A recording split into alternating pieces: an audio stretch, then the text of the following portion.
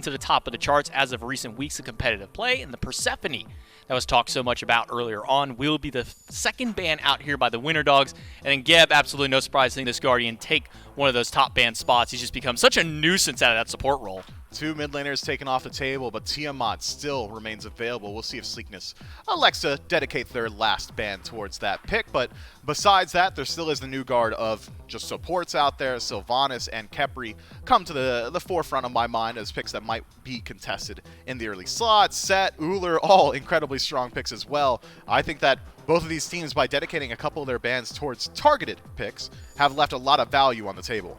Cthulhu, the last ban for Sleekness, and that leaves quite a few of the top picked support gods out there, namely Umoja, Sylvanas, and Khepri are up. But Odin, who somehow is able to make it through here. Sometimes you kind of just forget about Odin because he's banned so often. You're like, okay, whatever. Odin.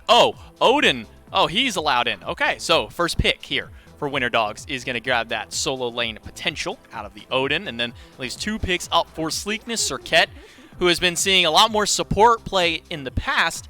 Maybe we do see a little bit more of that flex potential towards the jungle as of recent changes. Yeah, she is incredibly strong in both roles. I am surprised that these are the top two selection for Sleekness. I had considered maybe we'd see a Guardian selection. The Umoja, Tiamat still available. Now Winter Dogs has the opportunity to pick up that Tiamat in their own right. But instead, Sleekness have decided to go with a little bit of ambiguity in the draft as of now. As you alluded to, Serket could go into support or could head over into the jungle. Izanami is going to bring you pressure into the long lane more often than not, but also does, I would be doing it a disservice if I didn't say it, have some flex potential towards mid, but more often than not we do see her slated for that hunter role.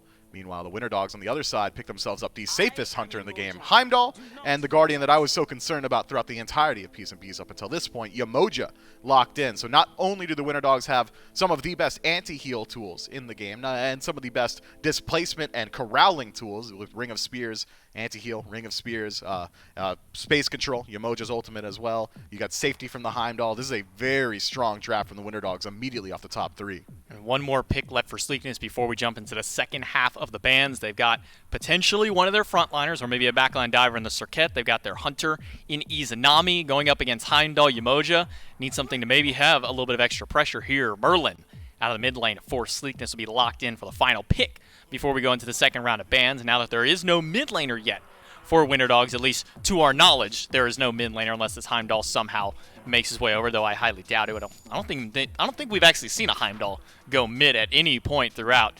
So maybe a couple of mid lane bans here for Sleekness. First one off the table will be that Soul. It will be, and this is a pick that Nehu loves, the Merlin that is on the side of Sleekness. He's very apt to go towards this pick. I mean, when he's been given the opportunity to choose between Raijin and Merlin, more often than not, he goes for this god, and it brings his team a lot of team fight potential, great defense in siege situations, as well as great offense in the exact same siege situations. But maybe more importantly is the neutral objective burn. Very early on with the pressure that Izanami should be able to afford you out of the long lane, we could see Sleekness try and make a Hail Mary attempt at a Gold Fury, and well, if they're left alone with it for 10 seconds, that Gold Fury won't last much longer than that. I mean, we saw in our last set just how potent a Merlin can be on those objectives. Final bans coming through will be Daji from Sleekness, a Camazotz on the side of the Winter Dogs. So still a little unsure exactly where the Serket is going to go, whether that will be the jungle or the support, so just taking a shot at the Camazotz just because. And we have seen a couple of times where Camazotz has gone to the solo lane here in the SCC, though usually via the way of Relentless One is one of those players who really does like to take that pick in solo lane. One final ban for Winter Dogs, and it's going to be the Loki. So still maybe banking on the Serket potentially going over towards that support role. Seems like that's exactly what they're thinking, but what does that leave on the table? Again, still plenty of meta picks, but maybe we could see the Winter Dogs still kind of rear their head towards the Tiamat. Kind of wild that she makes it through 10 bans, but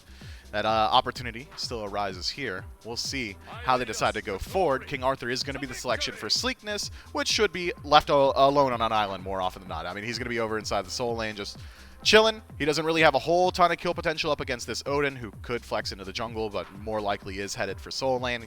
But he also doesn't really have to worry about getting killed too often, barring some ganks. Two more selections up here for the Winter Dogs before we get ready to hop into game number one. That King Arthur in the solo lane still leaves that potential. We don't know exactly where this Serket is going to go, and by leaving that fifth slot up, could be something for the jungle. Could just be this Serket saying, hey, I'm gonna go jungle myself, and now we've baited all this conversation of this being potentially over in the support role. Morgan Le Fay being hovered for the Winter Dogs, a god that we don't see too often anymore. She was one of those kind of top 3 mages for the longest period of time, and then she kind of just fell off. We've only seen her sporadically throughout, but it does get locked in Winter Dogs and a Nemesis hover to kind of close out their draft. I actually like this Morgan Le Fay selection a lot. Has a lot of potential for self-peel up against gods like Serket.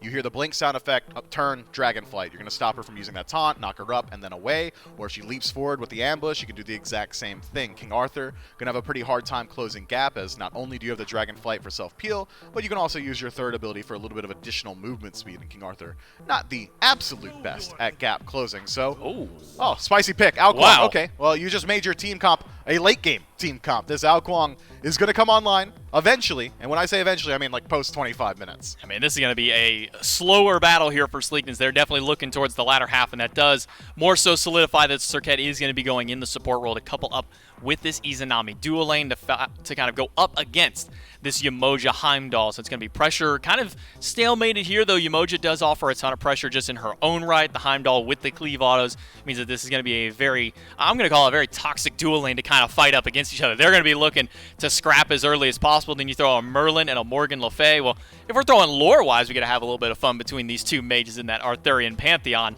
But then you throw out this Alquan, just kind of throw the wrench in everything between, we're sitting here like, kind of analyzing, the Serket support, maybe in the jungle, and then what does that leave up? And they just get to throw one out of left field here in game number 1 with the Alquan. Very curious how this god will perform, because we don't really see this god at all. Never. I can't even think of a time this year that we've seen him outside of maybe a Johnny game in the SPL is about the only time that I can think that we may have potentially seen this god, but going to be flexing it out here for Sleekness in game number 1 up against the Winter Dogs. Before we jump right in, you got an idea maybe where you want to put a little bit of favor towards these two drafts, Mifflin? Well, it depends. If Winter Dogs decide to get aggressive in the early game, they should root all their aggression around the enemy jungle, make sure that this Alquan isn't allowed to perform freely and free farm. If they are able to establish pressure there, I think Winter Dogs draft has very fast scaling, great team fight control, great objective control as well, and they've got good burn pick potential thanks to this Nemesis. So if I had to say, I'm probably favoring Winter Dogs, but that might be a non-statement. They are the first seed for a reason. Yeah, first seed coming out of the SCC. Sleekness, the number 4 seed in the SOC, or the SCC. They had to fight against the SOC in the wild card matchup, and they did successfully win that out. So they get to rightfully take their spot here as the number 4 going in this tournament. And a big one it is, because this one does have some potential standings up towards Worlds for some of these teams to qualify. So it's going to be a big one, and you want to get every win possible. Every single win counts. Even if you lose in this first round, remember, you just love the opportunity for these teams to make their way back up towards the grand finals. Or just be at a disadvantage at that stage. So making sure to get this first set under their belt is going to be a big one for both of them. It will be. And, now that I'm looking at Sleekness' draft a little bit more, they do have potential in their own right. We already highlighted earlier on what Izanami is able to do just by establishing pressure on her own. With the backing of a Merlin, means that objectives are going to be a large threat that Sleekness can bring to the table very early on in this match. But I'm concerned about the team fight phase. Once you get into the actual 5-on-5 engagement for Sleekness, their CC lockdown is largely reliant on single target. It's Serket going in with a taunt at max, finding 2 targets. King Arthur's got like a knock-up. I'm concerned once they actually do get to that phase. Well, let's delay no further. Our first game of the set for NA. Let's throw it over to Dolson and Trelly to kick it off. This is a big one to check those nerves as well. Both of these teams have been playing online all phase long, and now Winter Dogs versus Sleekness will be live in studio. Dolson, Trelly, and Doug bringing you the action for Winter Dogs versus Sleekness. What do you think, Trelly? I mean, you're playing online all phase long. Benny Q and a lot of the guys on the roster he's mentioned have been here. They've played their games before. Got to be a little something extra in it once you get here live in studio. Yeah, I mean, it certainly adds another level of pressure, but I'm gotta be honest with you, I'm really shocked. I mean, I know Oath loves this Alquan pick, but this comp just didn't scream it for me. I mean, maybe if you wanted to camp the Odin, but I feel like he always just loses the trade fighting Kirmi. And that's where the devs figured that the Winter Dogs might be able to find early advantage, but how about this? Taunt in from Quig, who's reached level 2 alongside his Hunter. So that means Wowie and Sib will be on the back foot early. Hey, let's put some pressure around mid lane. This 2v2. Oath needs some time. Kirmi recognizing that Nehu down to just above 200 HP. Morgan Le Fay needs a little bit of time to get there as well. I think the conversation around Morgan has been, the early game takes a little minute to get there, and then eventually gets online a little bit later on, but that is not having the Winter Dogs shy away from the mid lane. Benny Q just walks down Nehu, and that is the quietest first blood I've ever seen. Benny Q from range will grab first blood. I mean, Nehu started with Aegis, got it burned, and still died at level 2. That is such a Oh, that feels bad. Oh, yeah, big time. I mean, Merlin is one of those gods that at level 2, you kind of just want to get your escape because you know that jungle is going to pressure you there, and I guess it didn't work out for him. So, back to base. That was just a long, kind of drawn out back and forth there in mid, and I guess the cooldowns came up quick enough for Benny Q to find that early kill. And that maybe helps bridge some of that early game gap. I mean, what is Morgan Le Fay in your eyes? Like super weak early game? I mean, you know, needs some time, as any god does, to kind of scale into the game. And so certainly that first blood will help out Benny Q. Yeah, I mean, as far as mid laners go, right, you want to try to not die early because then the jungle can just camp you. So Morgan Le Fay, one of the gods with the best self-peel in the game, but once she gets a kill on her, that's just, I mean, he's set up for quite some time now. He is. Kiermi is over on this side of the map alongside Oath. The slow is connected, but Aquarius had used the stun just a moment ago.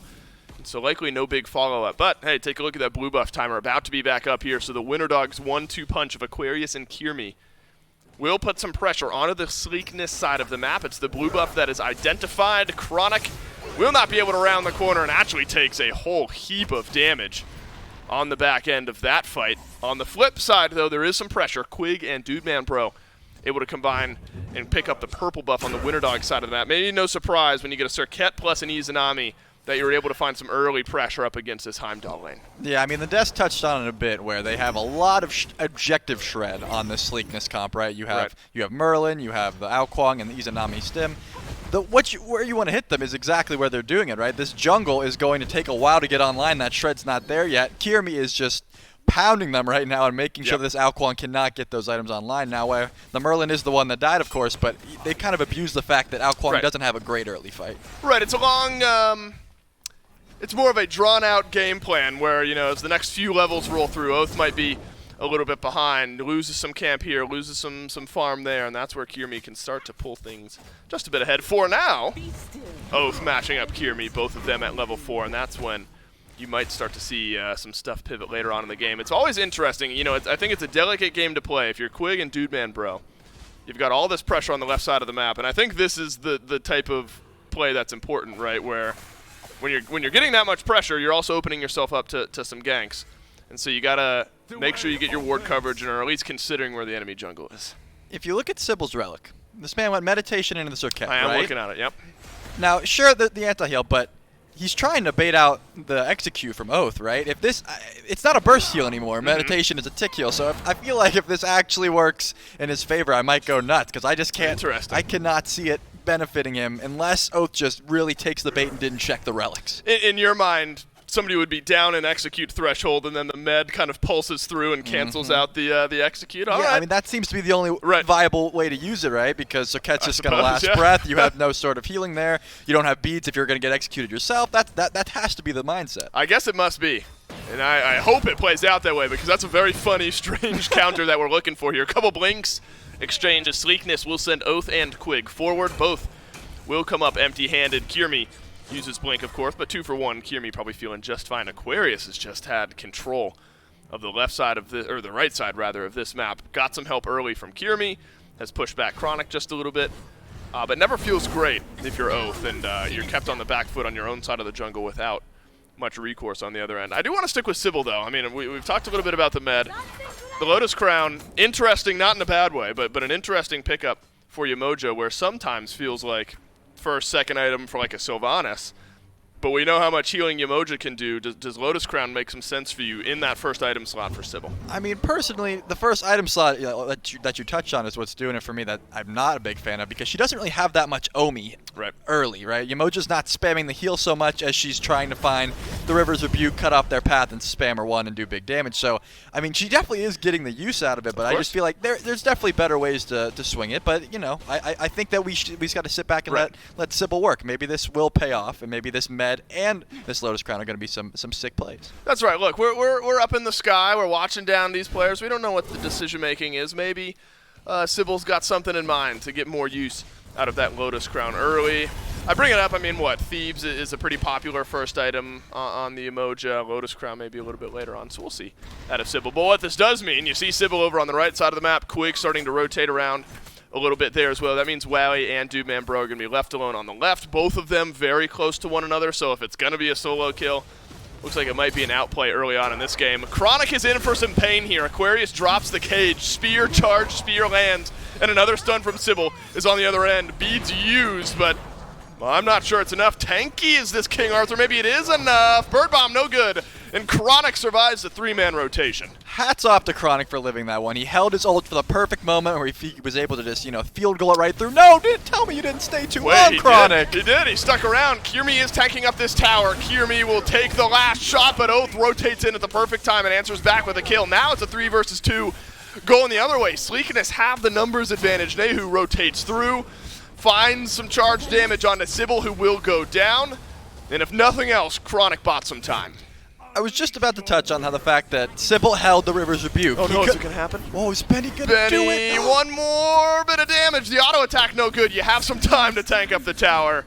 And the kick is good from Benny Q, and so now there's 2 kills for this Morgan Le Fay. Hey, Benny used to be an ADC main, shows it a little bit there, landing that auto, but I'm just, Sybil held onto the River's Rebuke. They could have did the Odin Cage into the River's Rebuke and guaranteed that kill, and I was like, oh, Chronic, you did such a great job surviving. Nope. Stayed a little bit too long there, but hey, they did the cleanup kill. His team's got his back. And that is an interesting point. Oftentimes you're dealing with Odin Cage or Yamoja walls. You're dealing with both in this game, and so my eyes are on second relic choice here for Quig. Do you think that both Yamoja and Odin makes a decent case for a Phantom pickup here?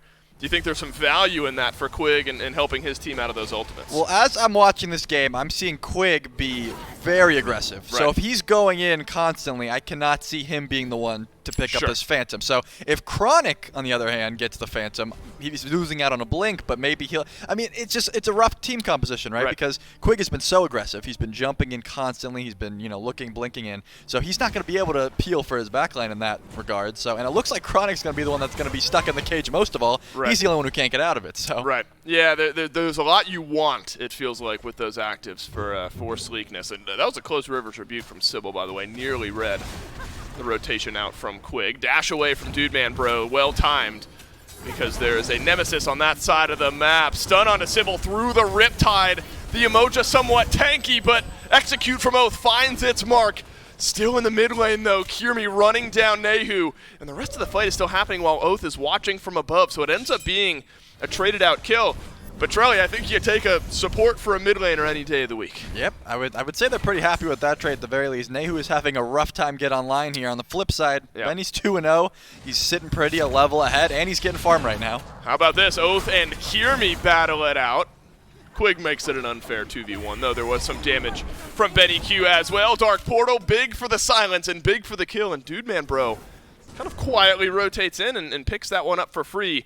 Do you just call that an overstay from Kiermi? I mean, yeah. I mean, Dudeman Bro made the rotation last time, ended up getting soloed by Benny under tower. This time he said, I'm taking something home with me. He ends up getting a kill. I'm proud of him. He made the rotation, and this time it worked out. That's right. Able to get the Izanami off to a little bit better of a start here. Wasn't bad, but a solo kill happening to you never feels great. Has 1,500 gold in hand, so be able to go back, hit a nice little power spike. Things have been quiet for Wowie. You never hate that on a Heimdall. You get a little bit extra time to dial things up as this game goes on. And I do think worth taking a look at this jungle matchup as well, because Oath had a quieter early game. Winter Dogs were able to put some pressure on that side of the map, keep the Ao Kuang at bay for a little bit longer. But as of late, it's kind of been anything but. Oath has benefited from the fights happening around him. Now off to a 2-0-2 start, and that's exactly what Sleekness need to have a good chance in this game. Yeah, speaking of that start, Oath 2-0 right now, as you said. Whoa. Just finished Stone of Foul along with his Bancroft. So not only is he going to have crazy amounts of damage, crazy amounts of lifesteal, he's going to be very tanky. He's going to get stacks of mitigation as he auto-attacks. It's going to be rough. I mean, you expect the Ao Kuang to get off to a rough start, but he's got a 2-level lead. Yeah, it has been the opposite of a rough start. All the fighting has been benefited by a couple of executes there for Oath. He's been able to rotate in, help out with some damage. Drops a ward here. I think saw Kiermi as well. You're not probably going over that wall alone. Anyway, Kiermi, the other end of that 2-level lead for Oath. building full into the ability-based build here for this Nemesis. You're going to be able to strip away some of those protections. Maybe from Oath, if that's where you're looking. Chronic as well could be a good target. You know, the Nemesis power curve, I think, is a unique conversation as well, because I think we've seen it kind of spread out to different portions of this game. Has the best time of game, in your mind, already passed for Kirmi to make his mark? No, I think that Nemesis has a really great time very late game. You know, like very early game, she's great because she's got the 2 dashes and her 2, which is arguably some of the best like level 2 fighting abilities. Obviously, you saw. I mean, Benny was able to finish the kill, but they had a lot of poke there, and it looks like Aquarius might be in some trouble. He's not taking too much damage. The cage should help him out here. It's this, the follow-up from Winter Dogs, where things could remain interesting. Chronic was locked in, but Aquarius able to take a sigh of relief as Quig and Oath had walked on over to the right side of the map. So everyone kind of in this moment can sort of breathe a little sigh of relief, because we've put a microscope on Oath and followed along with this Ao Kuang throughout the game, and things have been fine there for Sleekness. A big boon to your cause is that your jungler that's supposed to struggle in early has actually done pretty well. Benny Q seems to be this X factor here. A couple kills in the back pocket, the ability to impact some of these fights, but by all metrics, 12 minutes in, we're at an even state here in this game. You look at both sides, Winter Dogs, Sleekness.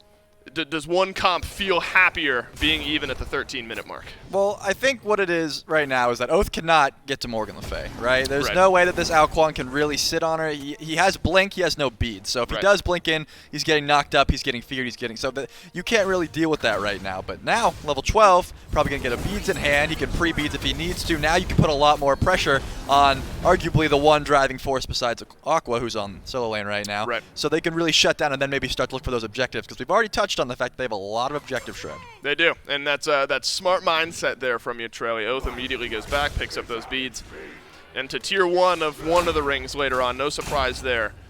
We know that Ao Kuang synergizes pretty well with those builds. So Gold Fury stands strong here on the left side of the map. Sometimes you see at this point in the game, you know, if one of the hunters way far ahead, that maybe gives that team more confidence pulling an early objective over on the left. But Wowie still a power position here in this game. One tier of what I'm assuming that Wind Demon is going to be behind Dude Man Bro. So there is a bit of a lead, plus a 1 level lead for Dude Man Bro over on left. You have the secure potential with the Dark Portal as well. You've got the objective burn, as you have mentioned there. But instead it's actually the Pyromancer pivoted around here for Sleekness. Couple members of Winter Dogs showing some face here by the Pyro. It will not get stolen away, and Sleekness, the 4th seed team coming into this side of the tournament, were able to grab the objective, pull themselves a bit of a gold lead here, but have you overstayed if you're the Winter Dogs? Riptide says no. Quig looking for something extra. It'll be Pyromancer and out for Sleekness. Yeah, just a heads-up play. You can see they have all sorts of vision over here on this FG side of the map. None really towards gold, but they're not really worried. Wowie hasn't shown any sort of aggression, right? He's happy just farming. You just mentioned how he was down the Wind Demon. You're not gonna fight once Dude Man does finish that. So you're just gonna get your farm, be happy with it. And they noticed, hey, we have all the vision in the world over here. Let's get it. I am curious how anti-heal does start to get prioritized in a game like this. You know, Yamojo with Lotus Crown, scary enough anyway. But is that enough healing to make overwhelming anti-heal be a priority? We'll have to wait and see. Nehu has Divine Ruin. Of course, Merlin, fantastic at applying Divine Ruin. So that much of a investment into anti-heal seems worth it. On the flip side, though, Trelly, you mentioned a good amount of healing that Oath will have in this game. Is 1 Divine Ruin plus a Brawler's Beat Stick in your eyes enough? Too much? Not enough to deal with Oath and some of the other healing that Sleekness will have? I mean, just the Bancrofts, I could see Brawler. I mean, I could see Kirmi still winning that trade if they were to 1v1, as long as you shield the dragons and you play everything perfectly. But if a Typhon's Fang comes through, which we have seen a few times, the double lifesteal build, that's when it really starts to spell disaster. But already, this it's quick. It's very quick. That this is quick very from weak. Sleekness. Sybil throws up the River's Rebuke, and Sleekness confirm the Gold Fury. It's a dash out from Quig into a stun. Aquarius over from the solo lane side. Blinks everywhere, and they're all defensive right now. Stun from Aquarius, no good. And it's Nehu sending the flames to cut off the entry path for the Winter Dogs. And that is a knife's edge play. Sleekness are able to perfectly pull that Gold Fury. You spend a bunch of blinks to get out, but you're happy with it getting that Gold Fury. You are going to lose a tier 1 tower in mid. But still a well-executed call from Sleekness. I mean, I almost caster cursed myself talking about how sick of a rotation Aqua was about to have.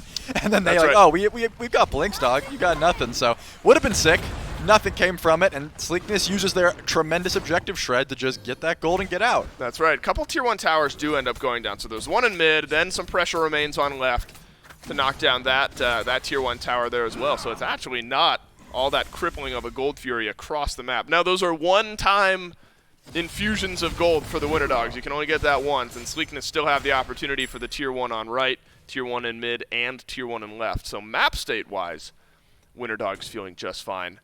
But Sleekness still have the opportunity to grab some of that gold for themselves a little bit later on. I was curious, you know, with Merlin, the build path, I was curious to kind of follow along with Nehu here. Went into the Charon's coin early, which is something I think we saw earlier on in Season 8. Has faded away from the overwhelmingly popular build. Chronos Pendant has been pretty popular. But then Divine Ruin and Soul Reaver is a pretty strong point in the game for this Merlin. Yeah, I was going to touch on the fact that neither of them opting to go for that Conduit gem start that Right. you see with these characters that like to spam abilities a lot. Hey, I see a Morgan Le Fay, I see a Merlin. Definitely both like to spam abilities a lot, but Soul Gem and Soul Reaver also benefits you greatly. And finally, we get to see that Chronic picked up that blink. He did back after level 12 and held his relic for a little bit longer. I think maybe he was on the fence about it. Quig has not yet shown us what relic he is going to pick up. So Phantom is still on the board. Still on the board. So we will see. But you mentioned, and you know, I think Quig or otherwise, when you're playing a pick like Serket, you're going to be in the face of the enemy team a good bit of the time.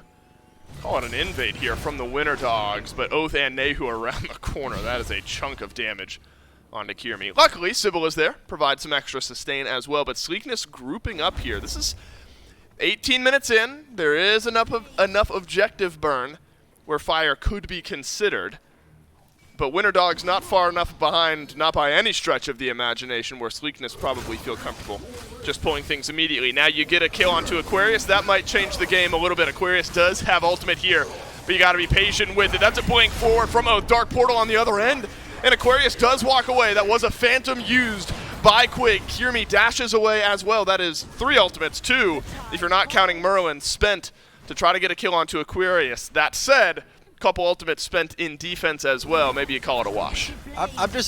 I think the itemization there was a great reason as to why Aqua was able to get out. I mean, he has the Pridwin. He gets an extra shield when he ults. He's got the Genjis, which procs gives him another shield, assuming he shielded previously. He's able to get out there. They use so much. This is huge for them. They get the tower, of course, but if WoW does make the rotation, so they might be able to look for something here. Pyromancer is back up, and that is likely the easier and safer objective to go for.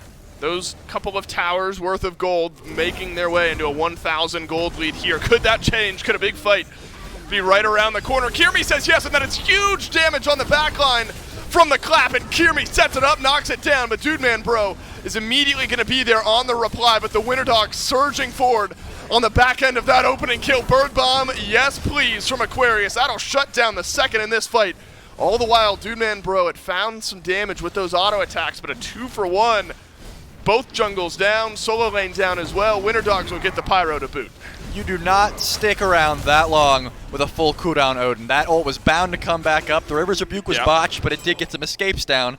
Grouped everyone up. I mean, that's just 2 cages in one fight. Call that a win. Pyro, they could have maybe went for more, but you know what? They're going to play it safe because they're the smarter gamers, and they're going back. That's right. They're smart. They're playing their cards close to their chest here.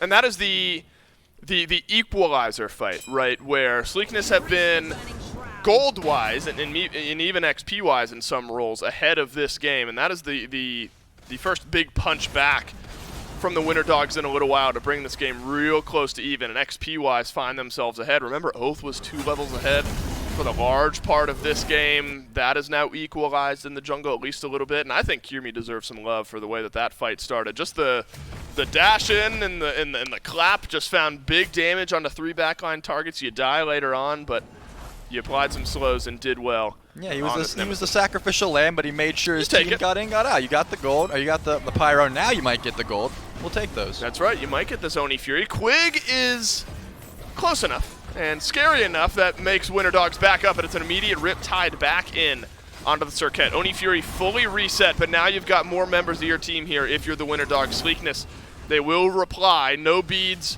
or Aegis for Nehu. No beads for Dude Man Bro. Keep your eyes on the back line, and Aquarius is doing so as he'll drop the cage onto Dude Man Bro. Wowie sends one flying with his ultimate. Oath is in, but he's alone. The River's Rebuke have halved this fight, and the Winter Dogs will find the opening kill. It seemed to me like Oath, there was a little bit of miscommunication there. He thought they were diving deep, but they just couldn't do it. Beautiful damage. Think about miscommunication. Wowie oversteps maybe just a bit. Now Chronic can walk forward as well. Aquarius doing his best to kite away in the mid lane. Kirmi's got literally no HP. Sybil will help him out in that regard. The fact that you only lose one on that second wave, Winter Dogs might consider a win. But Sleekness able to win the second fight, and it's Wowie notably that's dead, and so Sleekness still have plenty of damage to take down this Oni Fury, and the control of this game feels like it's wrestled back into Sleekness's favor. Yeah, that was definitely a wishy-washy fight to say the least, but Sleekness does take the better of it. They had the better burn there, obviously, and they were able to get the big win, which is going to be those Oni minions coming down, and that is what's going to set up for, if they choose to go for this fire, someone is going to have to clear those Oni waves. That's right. Dude Man Bro, the big beneficiary in that fight, because think about early on, I mentioned he doesn't have beads. His Aegis is now flip-flopped, where Dude Man Bro had to use the Aegis. It felt like the Izanami was just able to kite backwards so effectively and kind of force the Winter Dogs in. And then Wowie maybe overextends a little bit towards the mid lane and gets taken down in that second engagement. And so Sleekness, or really the Winter Dogs, have to be the ones who've really got to be on point here, because Trelly, I mean, the objective burn of this Sleekness team, you got Aussie, you got Wind Demon Online, Dominance there as well. This could be a sneaky, quick Fire Giant pull if the Winter Dogs aren't close by. Yeah, I think if Aqua just tightens up, I think maybe putting the pressure on a Nehu was not the play. Sure. He got the jump down, but caging Nehu didn't really accomplish anything. Look at that player damage chart. The one who's really popping off right now is Dude Man Bro. You have the Spectral Armor. This is your target. You get that cage, he dashes out, it shoots him out of the stealth because the cage, does the damage. Right. That's going to be a great opportunity for him. I think if he's trying to have someone else deal with the Iza, I don't think that's going to be the play here because it didn't work out last time. I was looking for Nehu, and he is down low on these damage charts. Maybe no fault of his own. Nehu has just kind of got sat on this game. Term I've liked to use frequently here today. They being the Winter Dog, just kind of chose Nehu to die a few times. And now Sleekness aggressively positioning around this Fire Giant. Winter Dogs have to answer in kind here. And I always keep my eyes on the junglers in moments like this. Oath is going to push down the mid lane, a chance to rotate around the backside of the fight. If there's a pick here, Aquarius just fine. It's going to require more of an effort from Sleekness to get a pick onto the solo laner. But now you've reached this point where you get a ring, 2 tiers into the next ring if you're Oath. Feels like we've officially reached that point where this Ao Kuang, if it hasn't been a big enough threat already, if you're exposed alone with him in the backline, your life is going to be difficult. That's a good start here. Kirmi is half-health Nehu at the onset of this fight. Quig uses the Phantom. Chronic is another recipient of the Relic.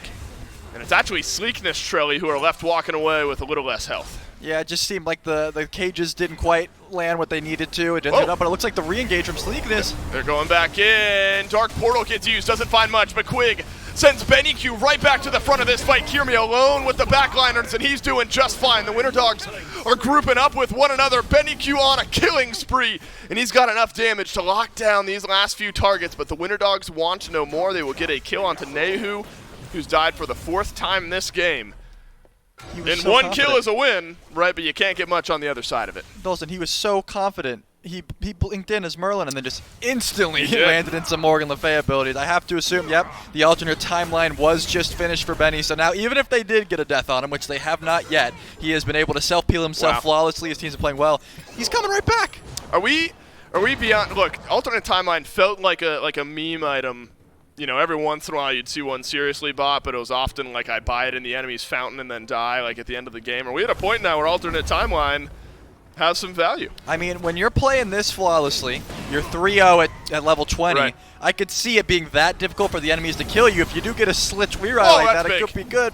That is big. Big onto Quig, who's able to dash away from the rest of this fight. Fire Giant started, but then reset by the Winter Dogs. Aquarius will leap on forward, has the cage. No Phantom in reply here from Quig, and that means Chronic is going to have a tough time. His ultimate connects onto Kirmi. That's a good target. Dark Portal is fantastic from Dude Man Bro, and Chronic lives.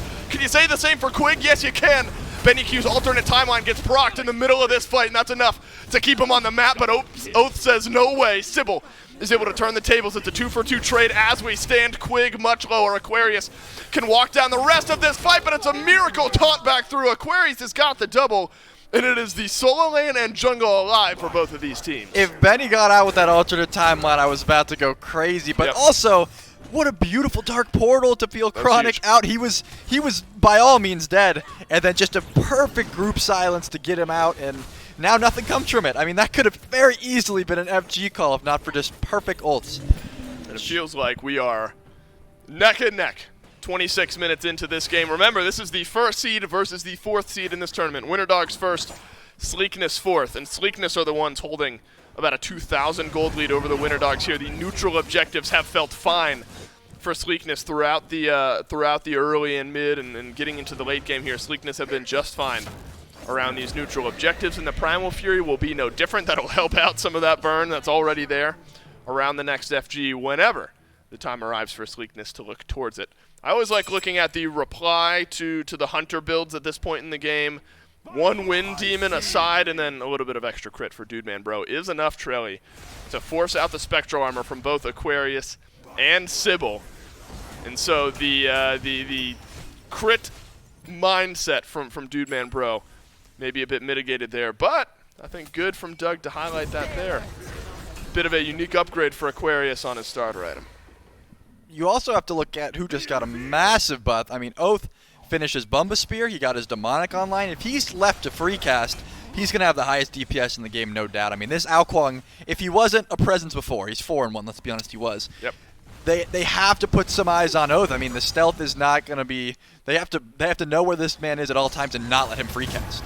That's an engagement onto Sybil. Oh, you can't lose your support, not around the FG, not 28 minutes in.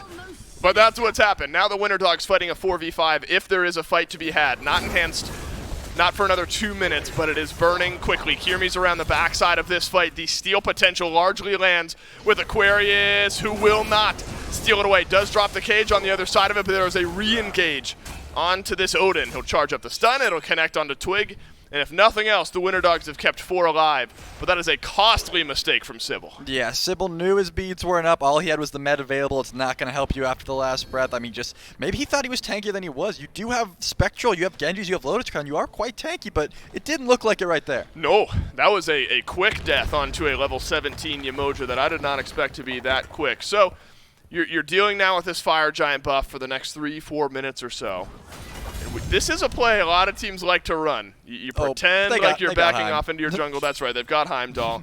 And so they're able to see exactly where Sleekness are. I admire the mindset from Sleekness. Maybe somebody overextends.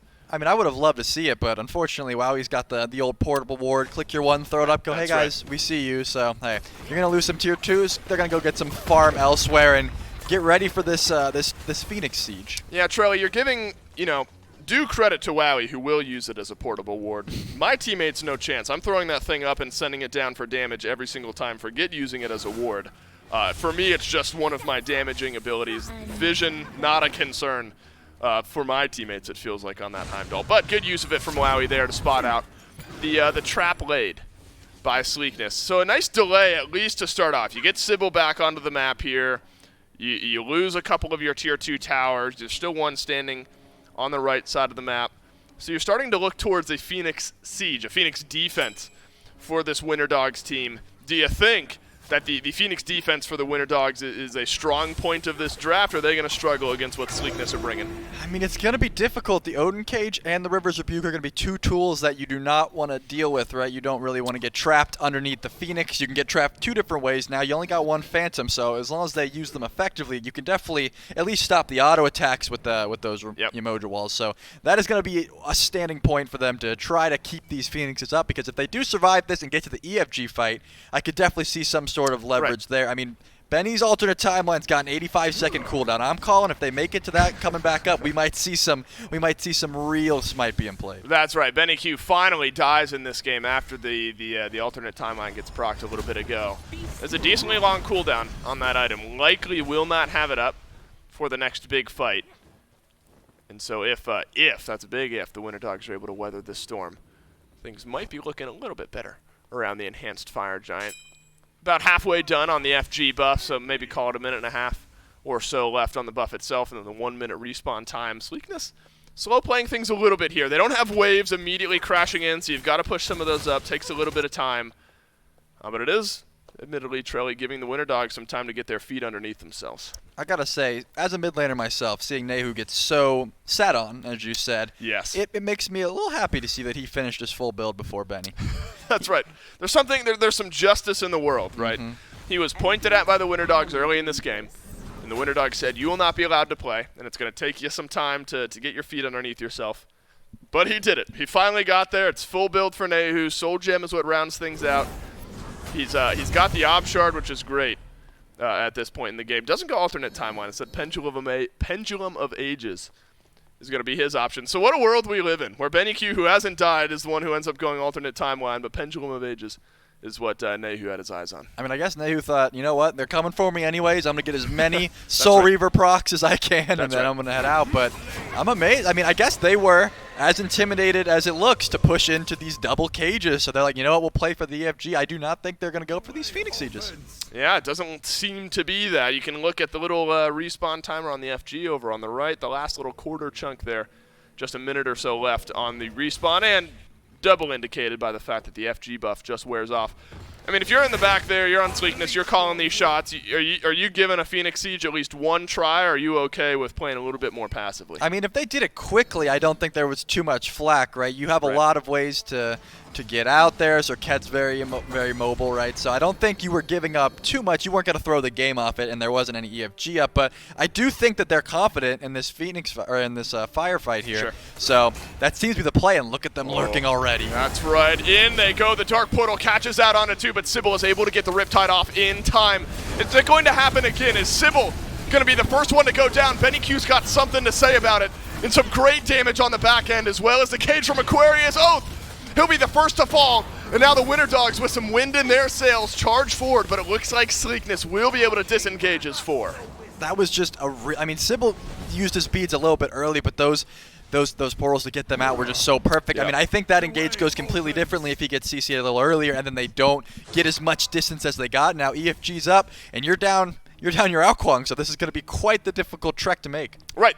This is the time of game. This is the fight that you've been waiting all game for your Alquang for. Now you're not going to have them for the next 30 seconds plus travel time to get to the Enhanced Fire Giant. It's up to the Winter Dogs now to force this issue a little bit. That is a big loss that Sleekness have suffered here. You've got that jungle advantage. Do you start up the Enhanced Fire Giant aggressively? Sybil, Benny Q, and Wowie say yes, as Aquarius and Kirmi kind of hovering over on the left, but this is taking a little while to get through. Eyes still on the FG, but might turn towards Sleekness if they overstep here. Aquarius with the cage back up, drops it around Quig, and here come the rest of the Winter Dogs as Nehu is run down in the back. Big stun from Aquarius, and the Merlin gets melted on through. Kirmi's the one who grabs the kill. Chronic doing some work here, and Wowie will be sustained up, takes the Bifrost, backing away. Dude Man Bro is kited back effectively enough to return 1 kill onto Kirmi. Benny Q into the alternate timeline, brought back into the fight, and it is massive from the second chance on the life of the Morgan Le Fay. Aquarius survives this one as well. Another Dark Portal hits, but it doesn't grab a kill, and Benny Q able to survive and turn around 1 more kill. The fact that Aquarius got out there is an absolute crime. He didn't know Oath respawn, so he made this very aggressive jump. Oath comes out, he's invis, starts shredding him. No, right? I'm pretty sure the Mantle of the Discord, Mantle of Discord and the Beats proc, and now Sleekness is going to make the EFG call. They're doing it. I mean, they are doing it fast. This is really low, and they're going to reset it. Can the Winter Dogs pick it up while it is still low HP?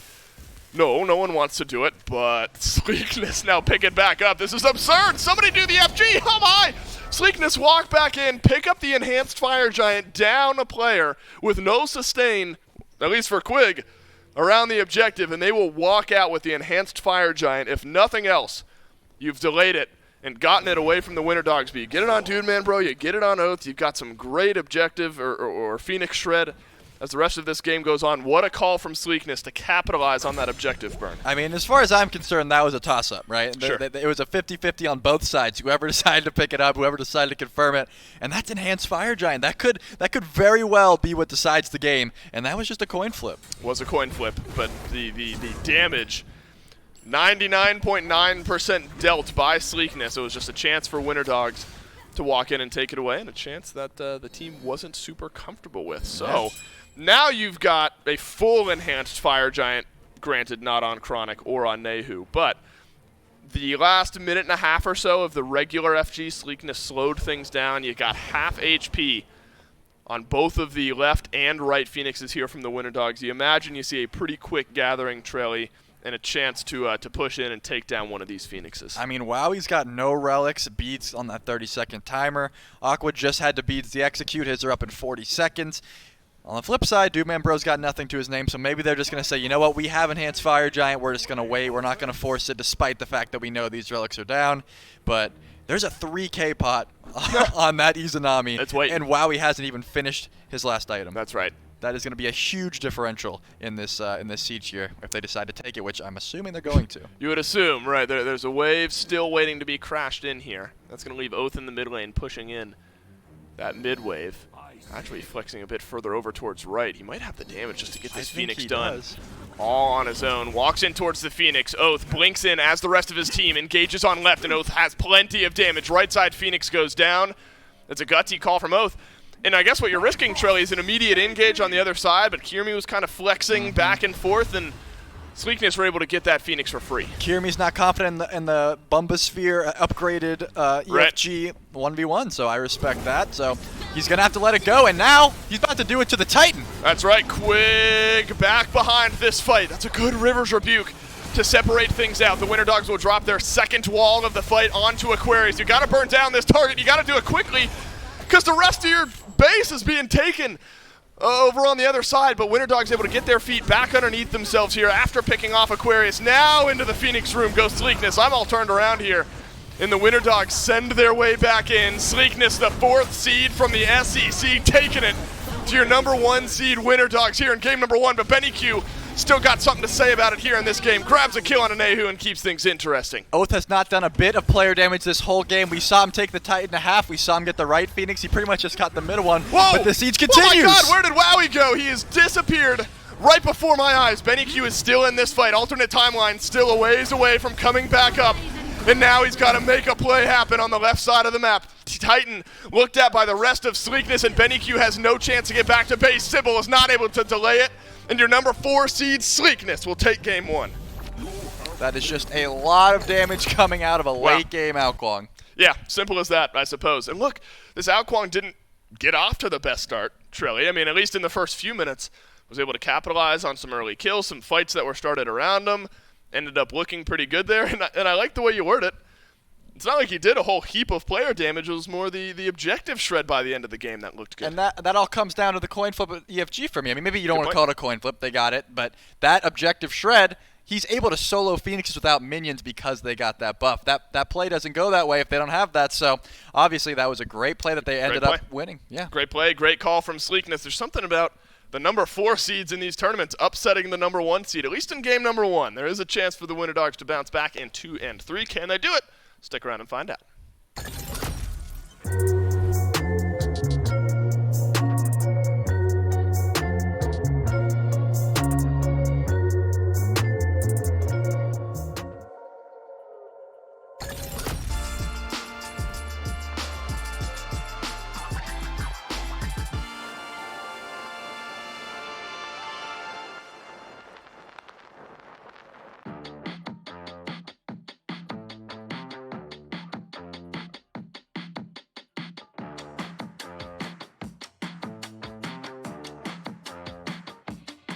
Don't force me out of bed in your society. Don't push me down the road you're planning down.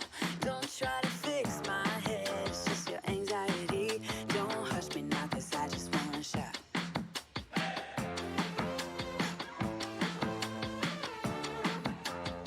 Don't make me dance to a tune that you're humming. No, my body don't move like that.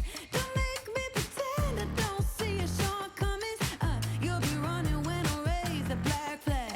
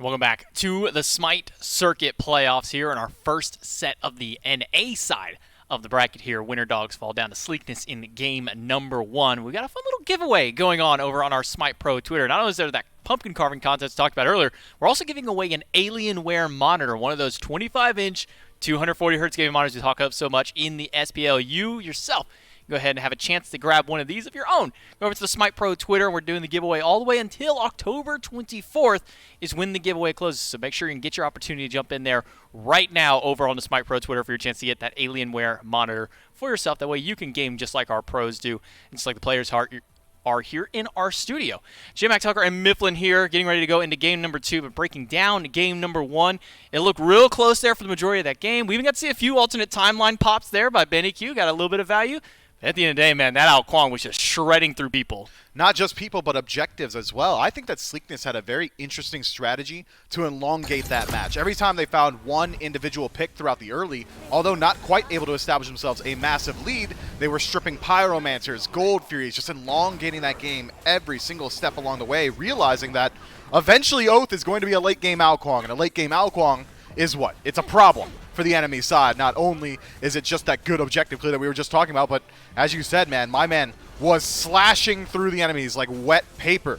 They were just getting folded. It was ridiculous the amount of damage that Ao Kwang was able to do in these late game team fights. The executes were an issue as well. It just felt like Sleekness said, look, if we make it to the late, we win, and this is exactly how we're going to do it, and they executed on that plan excellently. It wasn't just this Ao Kwang, though. This Izanami out of Dude Man Bro was also able to shred through quite a few people. This kind of, this new era of the Maze Tree, we've been seeing a few of the ability hunters pop in. We've been seeing a lot more of the Izanami, too. Even in her prime of the bow build, she was very potent. And here in this kind of new style of build that's been popping out, this Crusher, Aussie, double crit dominance that we've seen pretty much out of every single one of these Izanami games so far. I mean, this build it's just tearing through frontliners. It's tearing through backliners from the percent pen that it provides to it. And both these players are able to do some significant damage, specifically Doom Bro here. 34,500 damage on the Izanami. That is just objectively too much damage.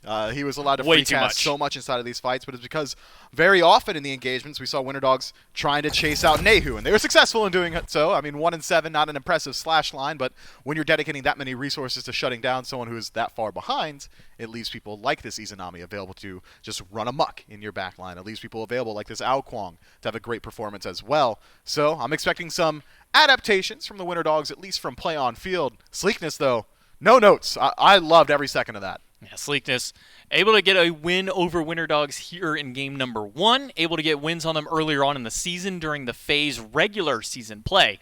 Let's see if they can get a set win here in the playoffs. It's going to be game number 2's picks and bans ready to go. Winter Dogs will still hold that first pick selection. Sleekness with the 1-0 up. And one of the things that kind of becomes a problem with drafts that's like Sleekness has done here is you don't ever want to dedicate a ban to the Ao Kuang in that first half. So Sleekness always have that potential to just run a very similar comp back. But the interesting thing about picks like Ao Kuang that are so slow throughout the early game, these unorthodox picks, is that you don't need to necessarily address the route itself. You need to address the composition that is built around it. Why did Sleekness have Ao Kuang? Why was he allowed to operate the way that he was? 2 high-pressure side lanes. Izanami in the long lane just can be left alone. She's going to be able to push in pretty easily, create space to go towards purple and red buffs. King Arthur, the exact same thing. He's a lane bully. So that means that the jungler of Winter Dogs had to spend a lot of their time trying to alleviate some of these pressures in these side lanes instead of, as we called for on the initial desk, to try and chase out this Ao Kuang, target him throughout the early game, invade those speed buffs, get into those back camps. And with that space, Sleekness' jungler farmed his speed buffs. He did his back camps. Eventually, he became a late game Ao Kuang, and that is just a problem. I got that full 6 slot online, and then it just became, how do we ever deal with this Ao Kuang? Winter Dogs couldn't find the answer to it in game 1. Maybe they find an answer to what to do here in game number 2. First bans coming out, Serket, the Morgan, and Izanami banned away. So there's 2 of the problems from that Sleekness draft taken out right away by Winter Dogs. Sleekness, they'll continue just to answer with some of these tankier frontliners in the way of Terra and Geb being the first bans away, and one more ban before Winter Dogs gets to have option for their first pick. Whether we see another support, that's all up to Winter Dogs. Still quite a few of them out there. Instead, it will be the Odin that seemed to give them just a little bit of trouble in game 1. Yeah, the multiple cages that the Winter Dogs had were so dominant in those team fights. You even heard Trelly call it out. Odin with full cooldown, able to drop multiple cages inside of the engagements means that you're probably going to lose that engagement by the time the second or third Ring of Spears gets dropped down. But what's just about second best in terms of backline disruption, or maybe not even second best, just bar none best, is probably Cthulhu. Once you're descended into madness, it might not be a actual wall, it might not be a Ring of Spears, but it's 50 knockups, tons of damage, team-wide healing, great space creation. Picking it this early, though, with the Morgan no longer available, means that you're not really expecting to see that Tartarus Titan style of draft, and it does leave Sleekness in a position where they could take their eyes a little bit more so towards some counter picks. E-set, not exactly what came to my mind. I was thinking things like, I don't know, Nemesis, some good tank shred ADCs, but you've got the exact same style available to Sleekness now as game 1 in that they were playing a very objective-minded game. Not much going to do better than circle protection in those scenarios. Now, I'm wondering if this set is an homage to Sino, because I know that Sino's in the building, but Sino's not playing this set right now, so we'll see where this E-set falls into place. Will this be mid? Will this be jungle? You never know anymore, especially because of Sino in the SCC here. You never know where this E-set will fall into place. Umoja, the next pickup here for the Winter Dogs, and a Merlin to boot. So they've got their front line, and they got one of their potential backliners here in this Merlin. Going to give that one over to BennyQ, give him something comfortable, and also take Neu off of something that he performed so well on in game 1. What an annoying composition that Winter Dogs have already netted themselves. They've got good objective burn thanks to that Merlin. We saw what Sleekness was capable of doing with that pick. Umoja for that lane pressure as well as sustain in these late game team fights matched up with Cthulhu means you might as well just have a hell on your team. That's the amount of healing that's going to be ringing through the entirety of these engagements. But on the other end, Sleekness take Tiamat from themselves. So they're seeding a little bit of early game pressure, assuming that this Tiamat is slated for the mid lane, but with E-set there as well, makes it a little bit interesting. Makes it a little bit of a question mark where some of these gods are going to land. I guess I have to say it now that you have. E-set does have flex potential. I've seen her support. I've seen her mid. I've seen her in the jungle. I've seen Nike in solo. I've seen her in the jungle. I've seen Tiamat ADC. I've seen her mid. I've seen her solo. All in the North American SCC.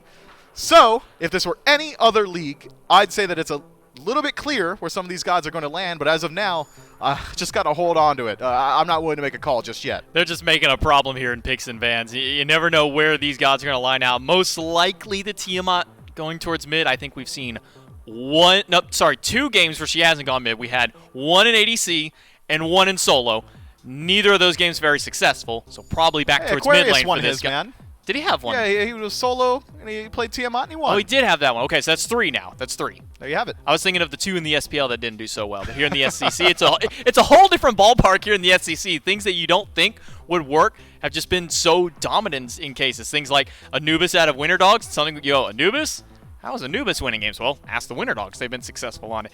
Second bans come out, Daji and Erlong Shen, and the Winter Dogs, they don't want to take any chances on the Ao Kuang since they potential jungle hasn't been picked up here. They're going to take 2 shots at the jungle and take away the Susano and the Ao Kuang. So now I'm really scratching my head as to where this Nike and this ESET is going to fall in. It feels like to me the Winter Dogs are saying with their bans as they stand, this ESET is likely headed for support. I'm putting Nike in the solo lane, and I'm saying Tiamat is likely headed jungle. That's what these bans say to me from the Winter Dogs. I'm not saying that's necessarily where these gods are going to land, but that is the read that the Winter Dogs have hedged their bans on. Tiamat going jungle. No, Tiamat mid. You said jungle. Oh, did I say jungle? You did say jungle. That's, Oh, my bad. that's why I kind of had to look back at you and go, jungle, my bad. really? Tiamat mid, There you Nike go. solo, ESET support. And then Hachiman. That's probably the only god that's clear in this draft where he's going. And even then, now that I say it, it potentially just draws up question marks in my head. But Hachiman, the 4th pick here for Sleekness. Winter Dogs have 2 more to round out their draft. They've got their front lines in the Cthulhu Umoja. They've got their mid laner in Merlin. Now looking towards their jungle and their hunter of their own. Uller has not been picked nor banned yet. I'm actually thoroughly surprised considering in EU, in those sets, he was first pick / first ban. If he's not banned away, you're grabbing him almost immediately. Very distinct absence of this god here. Yeah, that's also the meta in the SPL as well. Ull seems to be one of the standouts, as most of the hunters in the SPL don't like to play hunters, Ull being the sole exception as of now. Gilgamesh will be the lock-in for the Winter Dogs, which means that probably headed into the jungle, so you've got Cthulhu out of the soul lane, Merlin mid, Umoja support, Ull going to be joining Umoja in the long lane, a much more standard composition from the Winter Dogs, whereas Sleekness now, maybe we get to see exactly what they're electing to go for with this last pick, as it is going to be hovered very soon. But I think that despite the strangeness of Sleekness's draft, it does make a bit of sense. You've got decent engage. Nike's going to be able to tank up your objectives and your towers relatively well. So it will be Nemesis in the jungle. We've got Nike on a solo, Tiamat mid, ESET support, and Hachiman ADC. Yeah, maybe I got lucky there. I think you nailed it there, Mifflin. I'll throw a little congrats, a pat on the back to you for guessing that. That's only if they do end up going that. But God, I hope. Based off what with this Nemesis being the final selection here for Sleekness, you got to imagine that's probably where the drafts are going to line out. So we're getting a nice, interesting set of treats here from Sleekness. We get an Ao Kuang in game number 1. Now we get an ESET support potentially here in game number 2. Sleekness really coming out guns blazing here on the first day of the playoffs. They are. I got to address it. There is flex potential. You could have Nike headed for support, toss ESET into the soul lane, and that is something we could see, but I'm hedging my bets on ESET support because you want to have that circle protection as close to the Gold Fury as possible. It's going to be probably the safer bet, honestly, putting that ESET in the support. There was the potential for the jungle, and then the Nemesis gets locked in, and I don't think we've really seen success for Nemesis really anywhere else on the battleground. So with that in mind here, Sleekness, they want to try and get this 2-0, close out this set, put the Winter Dogs in the lower bracket, and give themselves that much easier of an opportunity when they get towards that grand final stage. Very important set here for Sleekness. They've done it once to the Winter Dogs. They've 2-0'd them once before. Do you think maybe they can do it here, Mifflin? Sleekness has an interesting draft, to be sure. It is very interesting. It's hard to lock down, and there's something to be said about matchup knowledge in any individual game. It's a lot of these matches at the top level of play, but the Winter Dogs have got themselves such a good composition, just standard SMITE draft. All conventional SMITE knowledge is telling me that the Winter Dogs should likely be able to win this one, so I'm going to stick with what I know and say probably going to see a Winter Dogs dub here. Maybe a Game 3 coming out of these North American boys. We saw 2 of them earlier on in our EU sets. The Winter Dogs have a very hefty front line with this Cthulhu Umoja and even the Gilgamesh. Even if he goes somewhat hybrid damage and defense, could prove to be very difficult and very tanky. Quite tanky on the opposite side. You get this ESET support. Circle protection is going to be huge for those team fights you've been talking much on. It's going to make those objectives so dangerous for this Winter Dogs team to even leave alone for a split second. You got Nemesis and Hachiman are going to have good shred up against there. And man, every time I see this Nike, I mean, she's got a 70+% win rate for a reason. This god is just annoying to deal with. Space creation, backline dive, all things that are synonymous with this Nike selection. But I do want to say that ESET, maybe not the best for objective burn. That's not exactly why you go towards this pick. It's more so coin toss situations no longer, are coin tosses. It's like a 75-80%er. Not many things can out-damage circle protection. Not many things want to fight into that damage mitigation for your team, as well as burst healing and damage on it for anyone inside of that circle, which means that I think we are looking at a very similar situation in Game 1, and that Sleekness can extend the match just by controlling neutrals. Can Sleekness close out the set here with a 2-0, or the Winter Dogs going to take us to Game 3? Let's hop right down into Game number 2 to find out. I just want some answers to what this draft is, and Mifflin spot on. You get the E-set support. Going to send Chronic over to the solo lane, who of course will be in the mid lane. And we'll get to that in just a moment. Dolson, Trelly, and Doug together once more for Game 2, what could be the final game of this set between Sleekness and the Winter Dogs. And why not, Trelly, start off on the left side of the map here. What's the take on E-set support? Is there some value in this pick? Well, that feels good up against a Yamoja and an Uller. I mean, I can kind of see some sort of use if they're just, playing off the objectives as Miff highlighted, but they don't really have that crazy shred like they did last game. Tiamat doesn't necessarily do it that quickly. I mean, they will have the Hachi, but everyone's got a Hunter. It's just they don't really have that crazy shred like they did. So if that is their plan, they're going to have to, find other ways to burn those objectives quickly, and they're going to have to keep their ward game up as they did. But it's not my favorite pick in the world. I think that the E-set is just not... She doesn't have as much peel as you think she does, but, sometimes it'll surprise you. That's right. I mean, look, this is a pick that Sino is liked out of the jungle. I think surprise is actually a decent word for this pick, where that Spirit Ball especially can kind of come out of nowhere. Early pressure in mid. Remember, that's where we saw First Blood in our previous game, where Winter Dogs were able to capitalize on some early pressure. Nehu on a bit of a different pick this time. You're okay with some of the mitigations that Tiamat has, scrapping a little bit earlier on. And I think Oath Trelly will have a bit of a clearer power curve in this game, though the Kwang certainly didn't look bad by the end of the game. This Nemesis maybe makes things a little bit easier for you. Yeah, I mean, Nem is one of those gods that you don't have to play perfectly on, honestly. You have 2 dashes, you have a shield that heals you. If you mess up, as long as you're playing fine, you're not going to get too poked out. But Kirmi on this Gilgamesh kind of is getting a little bit poked out here.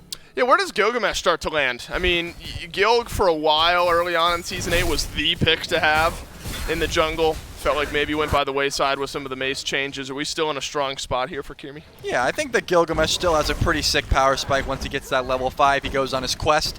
He's essentially, if he gets lucky, an item ahead, or you could just end up selling it if you think it's that useless. Regardless, he does have that crazy ultimate that even if you're not in really out of position, you can really capitalize on. And he's got a pretty sick 1v1 into Nem. He breaks that shield. Yep. He can try to catch those dashes with the Winds of Smash. So I do like the Gilgamesh into the Nem specifically, but I think that Gilga still has a pretty solid place as a top jungler. Right, playmaking style jungler here for Kirmi going into Game 2, and that's what the Winter Dogs need. Remember, this is the number 1 seed Winter Dogs against the number 4 seed Sleekness. Sleekness had to beat an SOC team in order to qualify in, and that's exactly what they did.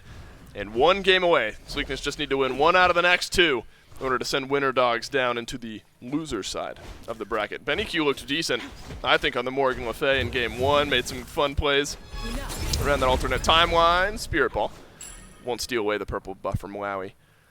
Feels like Merlin, I don't know, a little bit more traditional in the sense of mages, where Morgan Le Fay certainly can have her outplays, but Benny Q on this Merlin should be a little bit more straightforward in how you want to play those team fights. Yeah, I mean, you wouldn't believe it from watching Nehu's perspective last game, but Merlin does have a lot of, self-peel ability, like the Morgan Le Fay, a lot of damage output. It's just very difficult because his dash is not very far, right? Yeah, he doesn't get quite away from anything. At least he doesn't have to run away from a Cthulhu, because Aqua's got his back. There's no Morgan in the game. You don't have to run away from that, but you will have to get away from this Nike, and that is where Merlin is going to have a little bit of an issue, because Nike has so much disruption. She's got a lot of stuff to chase you down. If she gets that slow, it's not quite enough to just get away from her. Yeah, what a treat we've got here, where normally it's Cthulhu and Nike panned out, and then Morgan is in that conversation as well. We got both of them. We got annoying front lines through and through here in this game, and annoying junglers as well. That's what Quig is going to be thinking as Kirmi has made his way to the left side of the map. Winter Dogs find an early opening engagement, and Wowie will snag first blood, but Oath has a chance to immediately turn it around. Wowie makes his way back into the Draugr pit, jump away from Kirmi as well. Already ultimate used by Oath, and this is going to require a serious chase down, and you'll at least get 1 onto Sybil. There is an answer back for Sleekness. That wins last tick that pulls you in, almost saved them all. If he somehow was able to get an ult off and weasel through, that would have been nice. But I mean, Oath did make the clutch rotation just to get there in time, but We saw that E-set fall. She had beads up. It almost looked to me like she wasn't that tanky. Yeah. You wouldn't think, right? You wouldn't think an E-set early on in the game would be tanky, but I don't know. Quig looked a little squishy there to start off the game. Looks like Thebes will be the starting item here for Quig. That is kind of an interesting area of theory crafting, and I'll hold that thought as Oath considering a purple buff invade, but we'll think twice about it head on back, and Kiermi will get this one relatively for free, or help drop it relatively for free. It is an interesting point, I think, of theory crafting around how Quig is going to build out this E-set. I mean, at least right now, it looks like you're just building standard support, and you're hoping that stun plus ult is able to find you some value. I mean, you usually see the Stone of Binding. When this pick does come through, the Stone of Binding's great, gives you some power, some pen for your team. She's got a lot of CC, you know, it works. Interesting to note, though, Chronic, on his signature Nike pick, this man slams us all the time, first item, Jotun's Wrath. So he is going to say, you know what, I have a big ult, you know, I've got a big shield, I should say. So I don't really need to be that tanky early, I just want to be slamming damage, because the Breastplate of Valor's there, right? If you wanted a cooldown, you could have just got that. He got the Jones because he wants to do, I'm assuming he wants to get aggressive and start looking at these blue buffs. Maybe Oath's got a kill, he's going to come over here. In my head, that seems like a logical choice here with this Jones. Aquarius is still going to do some great damage. That's a good Spirit Ball onto Wowie, and this is why you pick an E-set support. All that is massive damage back from Wowie, but the up-down countered out by the ultimate out. That is about as well played as it gets for Wowie. Nearly turns around a 2v1, but there was just too much there from Quig and Dudeman Bro. And Dudeman will make it back to base. And that setup from Quig made a big difference. Yeah, that was about 30 seconds on his beads. Unfortunate that he got caught out with those. But if there's one thing he said does, it's she's going to get your beads down and she's going to put you out of position, because you never want to be on the circle of protection. You never want to be in range for that Spirit Ball, because it is a very large tool. It goes very far. So you want to try to stay as far away from her as possible. She's very annoying in lane. She is. And look, that was a lot of damage turned around by Wowie. I mean, that was nearly the big 2v1 turnaround. Benny Q under some pressure from Nehu.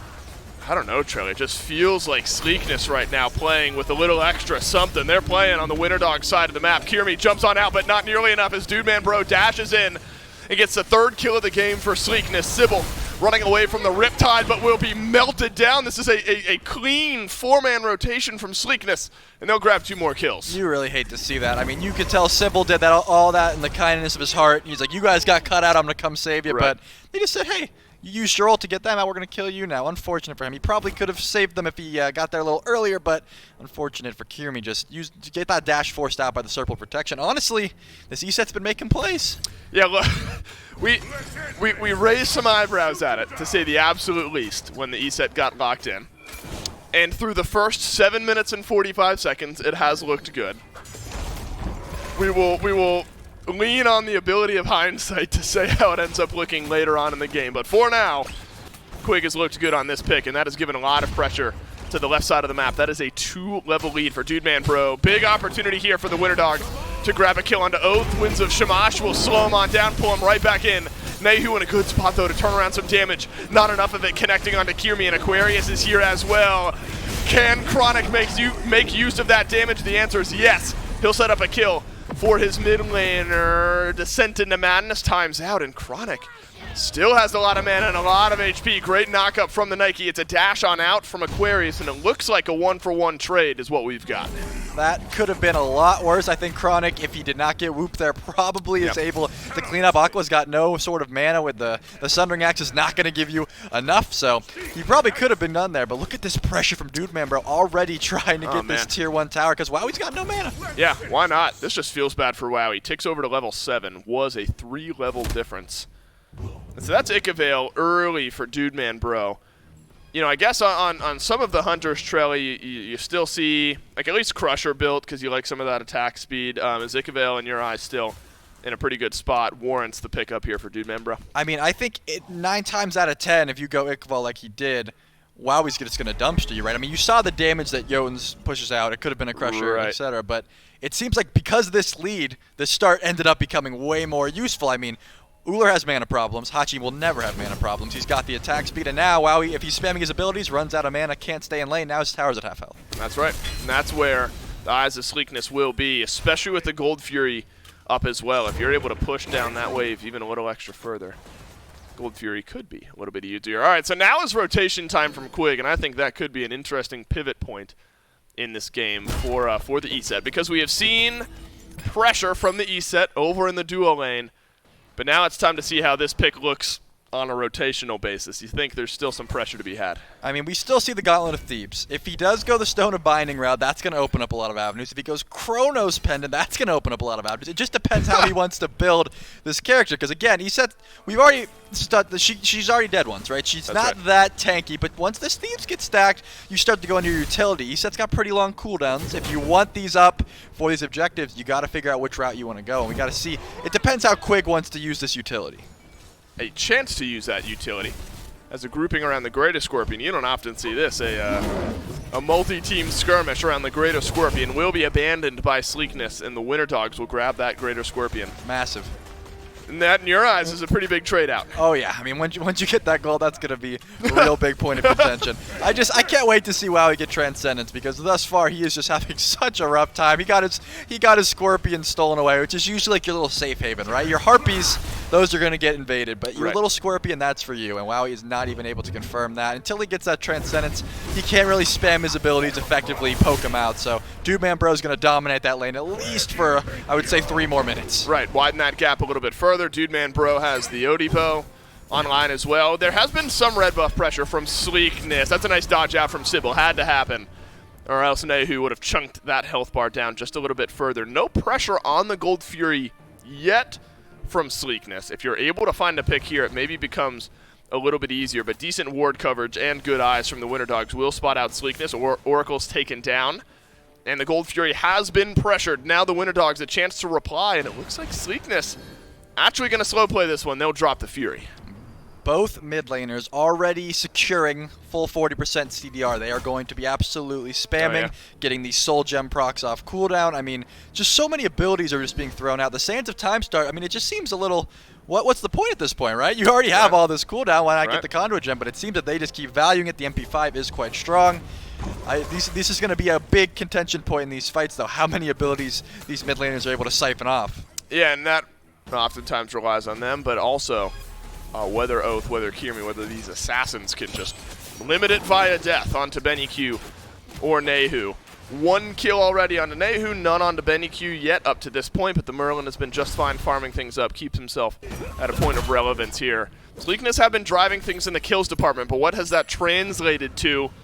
Well, about a 1,500 gold lead early into this game, 2.6k Trelly, and that's maybe the big number here. While we're still all reaching level 20, 2,700 XP or so is going to be the real big difference maker. Yeah, I mean, right now, everyone looks about even except Wowie, unfortunately. I guess that's where the XP is, right? That's exactly where it is. Everyone else is even, being Quig a level up, but unfortunately, this Uller cannot get all the farm. He's been getting zoned off of waves, and unless someone comes to help, he can't step up to that, so he's pretty much just farming back camps, farming the support buff on cooldown, trying to get to that level 12 margin. He did get Transcendence, which is, he's at the point where he can definitely one-combo someone, but the question is he going to be able to get that off without a second relic? Yeah, that's been a big if up to this point here in this game.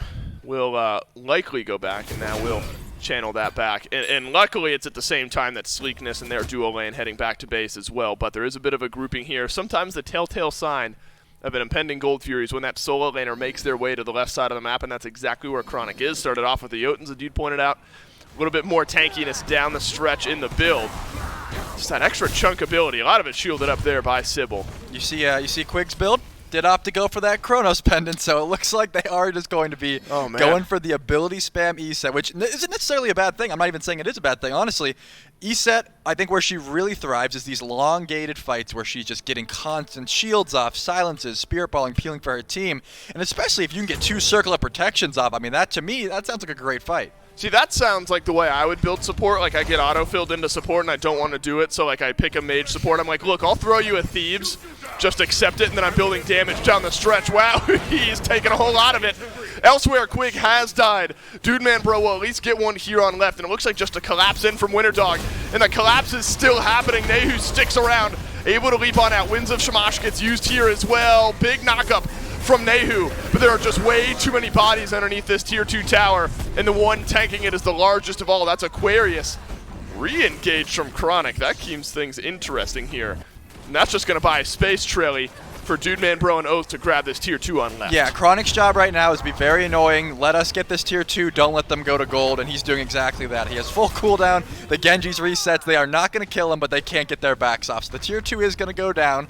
Ends up being a pretty slick trade for Sleekness because they get the 1-for-1, and they get the tier 2, which is huge gold already, and the Gold Fury's still up. That's right. You're wondering what's worth, what's not worth. Well, the easy shorthand of it is how those graphs look, and both of them tick down towards Sleekness a little bit further, and it's going to continue to do so if there's no answer to this Gold Fury.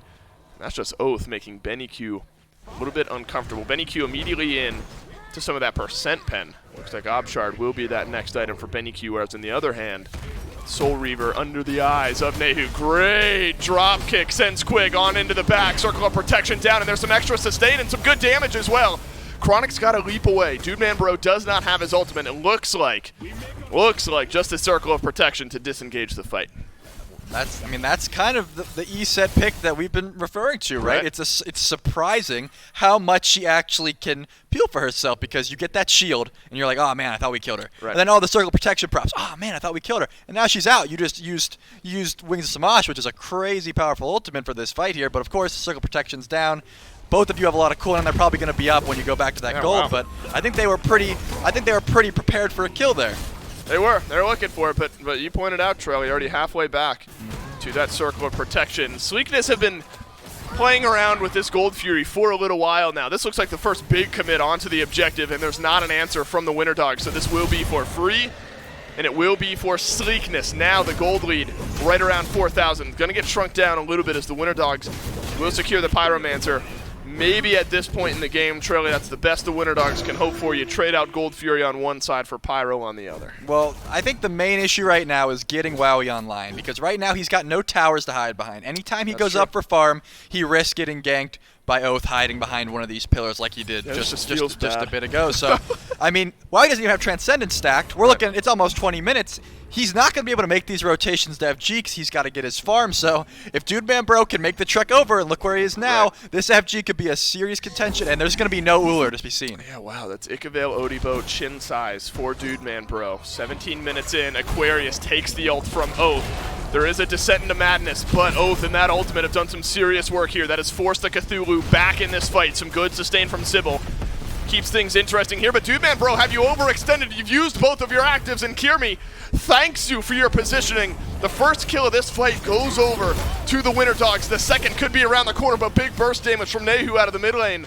And specifically, this Tiamat will send Kirmi right on back. And that's a great chance for Wowie now to push down that tower on left. I mean, that is just complete, beautiful placement of that River's Rebuke by Sybil. I mean, that is... He's dead. 100% he's dead. You have a kin size level 16 Hachiman just pumping autos into this Cthulhu. He is getting shredded, and then he just slips his way out. And now, instead of us having the pressure, look at this. Dude Man Bro's in a blue buff, stuck. That's right. Now they get the pick. Wow, he got to push the tower down, and now he's about even. About even. As far as levels go, at least, the build has come along just fine. Transcendence fully stacked. Brawler's Beat Stick right after that. And so life is going to get difficult, you imagine, for Oath and Dude Man Bro and Quig. If any of them find themselves in that kind of 1v1 territory, you mentioned Transcendence as maybe that big power spike. Now you've gone beyond that. And so Wowie is in kind of the one rotation territory now. So not the way that Sleekness would have liked that engagement on right to go. Still find themselves ahead, but that big lead, and that was what Dude Man Bro had over Wowie, is gone. So the gold lead has shrunk back down. That is a 1.5k swing and a massive XP swing. Look at that, 4,000 is where we were, and now we're back down to about even. The Winter Dogs have done what they needed to do to bring this game back to being close. I mean, you have to applaud Sleekness, though, because they had the FG in their sights, right? They're like, we're going to rotate Dude Man Bro over early. We have the kin size. We have the damage to kill this Cthulhu. He's not going to expect it. Again, I got to highlight just a perfect placement. Sybil played that exactly how he had to keep that FG alive. Big Spirit Ball, and that's going to set up Chronic for the jump right on in. Sybil sends up the River's Rebuke yet again, and that's going to keep Chronic right where he's at. Circle of protection provides some damage, but not enough sustain, and Chronic will back away. Quig will not, and the Winter Dogs able to find another opening kill, and yet again it's Aquarius who's so low. but not able to complete the killer. Sleekness, Winter Dogs grab another. Yeah, this Yemoja is becoming a serious issue because their main DPS right now, their Fed Hunter, cannot auto-attack through these walls. They're not able to burn these tanks like they're trying to because these walls, these rivers come up, and they can't really get anything done there. Cursed Ankh picked up here for Sybil. So of course there is some sustain, as we've mentioned throughout this game, on Sleekness, and maybe Cursed Ankh was the obvious choice here for Sybil 20 minutes in. Well, got it a little bit ago, but 20 minutes into the game, Cursed Ankh might find some value. Well, they have 2 shields, and the upgraded Cursed Ankh does deal with those shields now because the Sunder did get nerfed. Back when Sunder was the premier counter to Nike, we loved seeing it, but now that that's gone, Ankh does shut down the healing from the Circle of Protection, from the minions, from Tiamat, the Nem shield, etc., and it stops their shield. So I do like it. It works out pretty well as long as you're committing to these Ankh fights. If you don't, then you're just wasting a relic slot. Man, Sleekness were attempting an FG play a little bit ago, but ended up getting called on it by the Winter Dogs. Start one now just to test the response time. Aquarius locked into place by the Silence and then the Spirit Ball. But maybe the right call is let's see how much damage we can get done onto this FG, see how the Winter Dogs respond, and the Winter Dogs are very, very quick to reply. And Sleekness are going to back off the Fire Giant, reset things back to neutral, and I think Dude Man Bro heading left will allow some pressure to build up on that side of the map, but could open things up for some jockeying around this FG. The vision control game going to be very important, but I think Winter Dog's good to show up. I mean, Sleekness is still putting 0 stock in this Yemoja heal, unless Quig is building into a Pestilence, which we have seen the Bulwark come back into fruition, so I'm assuming he's going to lean that route. He might go the Pestilence. Either way, this Yemoja is healing a lot. I mean, that's going to be difficult to deal with. We are highlighting the walls that he's been putting up, but I mean, Sybil's going to be healing a lot as well. That's going to be very difficult to deal with, and they have absolutely no anti-heal yet. That's right. The sustain has been very important on a couple moments from Sybil, where the health bar of Aquarius has gotten low, but never down to 0 throughout this game. 004 for Aquarius. Primal Fury, the easier, quicker objective, but are you going to lose someone for it? Yes, you will. Sybil, hey, that's how you deal with the Yemoja healing. You get a kill early on, but Quig is taking massive damage from Wowie, and Kirmi is able to jump in and finish off the job. Chronic and Dude Man Bro will combine for some damage onto Kirmi as Aquarius de-transforms. It's a big fight for Sleekness.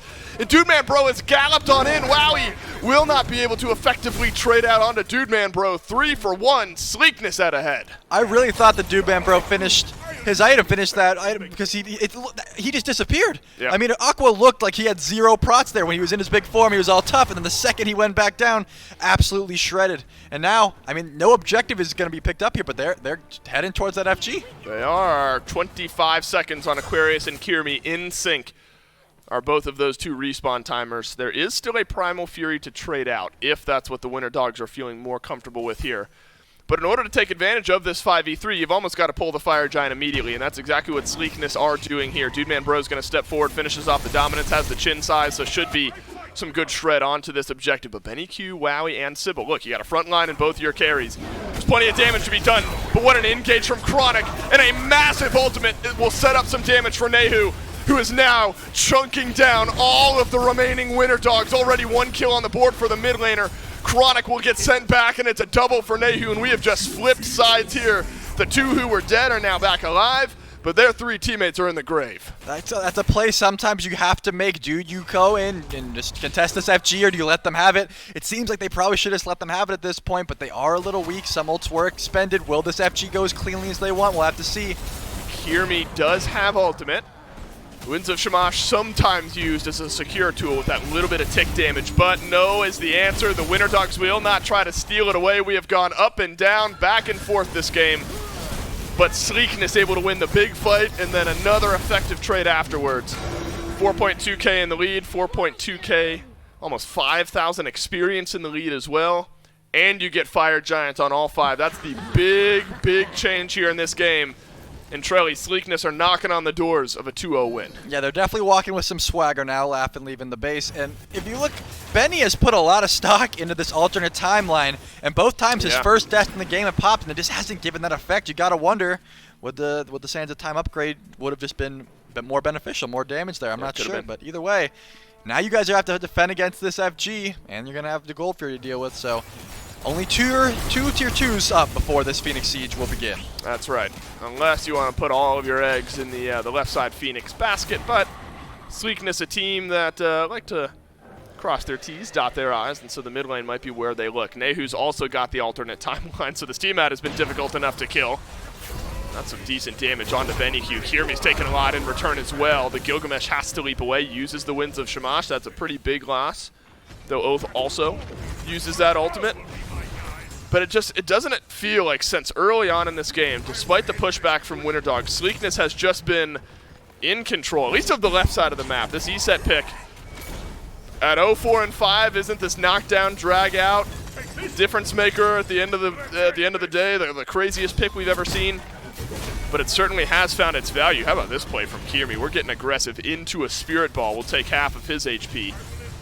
It looks like Winter Dogs just going to make life difficult, but Sleekness are going to back away.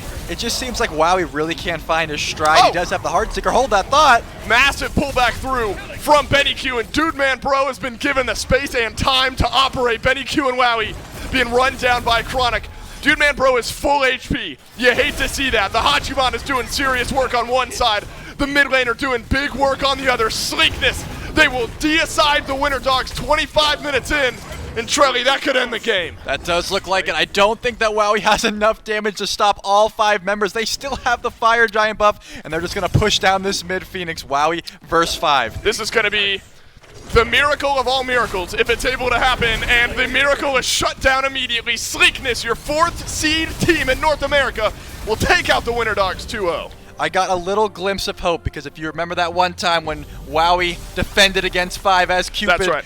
It just he wasn't able to do it, and unfortunately the Uller did not have that same finesse to really stop that, and it just, if anyone was going to do it, it was Wowie, but unfortunately he didn't get to. Is ESET support the new wave? Are we excited to be seeing that in all of our ranked games moving forward here, or maybe not? I really hope not. Again, we saw the struggles, we saw the goods and the bads. Hopefully you all saw the absolute perfect play that you need to pull that pick off. It's not just, you don't just pick it and run with it, and while it was piloted quite well, I don't think that everyone can do what Quig just did. Oh yeah, that is shout-outs through and through to Quig, because you look at the bad, and that's what I'm doing on ESET support 99% of the time. Quig comes in here, blows it out of the water. Sleekness, they find the 2-0. They will move on in the winner's bracket. That is the number 4 seed. I'll reiterate it again. Number 4 seed, Sleekness, take out the number 1 seed on day number 1. This is not a 3-game set. It's a 2-0. Sleekness will move on. We will move on to a break. The desk will be right back to break it down.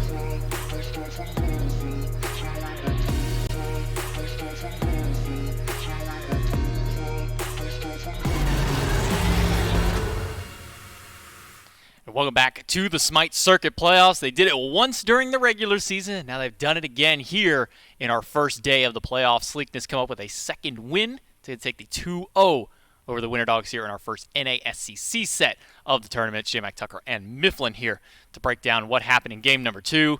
Had a lot of analysis in the pregame, kind of getting into there of where all these gods might lie now, what might happen. It did end up being the E-set support, and despite the E-set support dying quite often, it was able to allow Dude Man Bro and even the jungler for this team really just create infinite space and really just kind of punch it back home. It just really felt like the Winter Dogs were never comfortable on the duo side of the map, despite maybe not as much control as you'd expect from an E-set around these neutral objectives, but still certainly a factor around early Gold Furies, around these Fire Giants, these Pyromancers. It's just that circle of protection was a no-play zone. I'm going to unretire that old phrase, because every time it was dropped, it felt like the Winter Dogs didn't want to participate. No, I mean, nobody wants to fight inside of a circle of protection except your team. Your team always wants to fight. Oh, yeah. You know, you drop in the middle of a Phoenix or a Fire Giant or any kind of objective, yeah, you're going to want to fight there every day of the week, but not a single player on the other team is going to want to try and step into the middle of that circle. Big plays coming out here by Sleekness. They take the 2-0 over Winter Dogs. It's going to put Winter Dogs down in the lower bracket. Again, nobody's going to be eliminated off this one, but Sleekness looking very strong here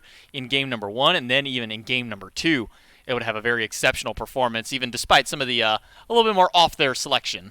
Yeah, look, Sleekness came with their own meta, and I think there's something to be said about that. I mean, who else is playing Alquang? Nobody. Who else is going for these strange picks in support? Maybe you could say Sino's taking E-set in the jungle. Maybe that's stranger, but Sleekness said, we're going to come in with something new. We're going to see. We're going to give a knowledge check, essentially, to our opposition, and if you fail it, you lose the game. And this time around, the Winter Dogs failed the knowledge check. Just felt like they did not have the answers to the questions that Sleekness were asking. And there were still so many other things around the C-set support. I mean, you have the Hachiman, which has been seeing a lot of play, especially up against gods like Ul. The Nemesis has been creeping through here on occasion, especially to kind of go up against this Cthulhu.